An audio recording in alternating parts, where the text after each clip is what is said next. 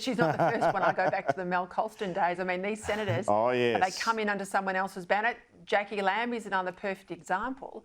They get elected using the machinery of a minor party 9 times out of 10 and a brand, and then they often jump ship and create their own. Just on the point I made about sovereignty in my editorial, what I think she has blown apart is that there is this softly approach from the Prime Minister, you know, the benign face of the Voice, and a few outbreaks like we saw with Pat Dodson, you know, let's put the Voice into the National Cabinet, for example. Lukewarm response from Penny Wong, but no one's ruling it out. And when pushed on the issue of sovereignty, if you look at the Prime Minister's recent remarks on places like Q&A, he hasn't been very strong on saying that he considers sovereignty a settled issue. It's obviously Uluru Statement from the Heart, core business, and this is where I think the Voice debate is going to move. Voice, fine, but what is it the Trojan horse for? And I think that's the danger for the PM. Yes, well, on election night he said, I support the Uluru Statement from the Heart in full.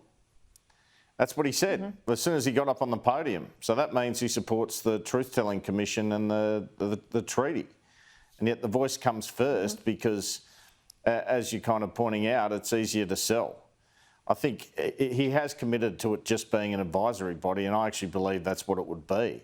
But it's going to cause, if it comes into effect, enormous political difficulties for governments of all persuasions, because the story for any journalist will be government goes against the Voice advice, and there'll be regular stories to that extent, I think. So it's a pretty interesting concept from that perspective. I don't think Linda Burney and Pat Dodson make any secret of the fact that they think after this is a treaty and that Truth-Telling Commission. And I also think Matt Thistlethwaite, who's the Assistant Minister on the Republic, thinks if this gets up, next term comes the Republic referendum. So if the government wins, of course. The point about the Voice, I see it in 3 parts, Andrew. The Voice is just the first step. The treaty and the truth-telling is the middle stage.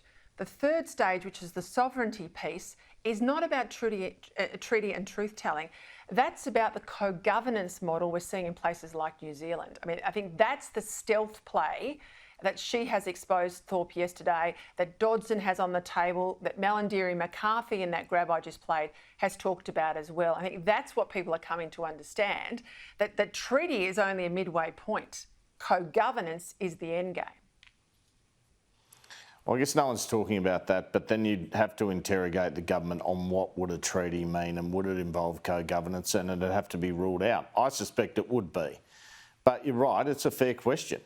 Because if you're talking about one stage of a process and all we're hearing about is this one stage, like you say, we probably deserve to know what does every stage mean. This is one of the difficulties for Albanese. More and more questions, he can't answer them all.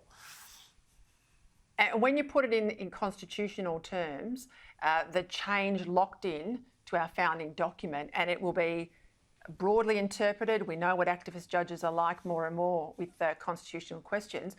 You'll be able to make it whatever you want to make it be in decades to come. And I think that's the risk, as I see it, because we're not clear and the Prime Minister's not clear. He can say it's advisory all he likes, but I've been there when those bodies aren't advisory.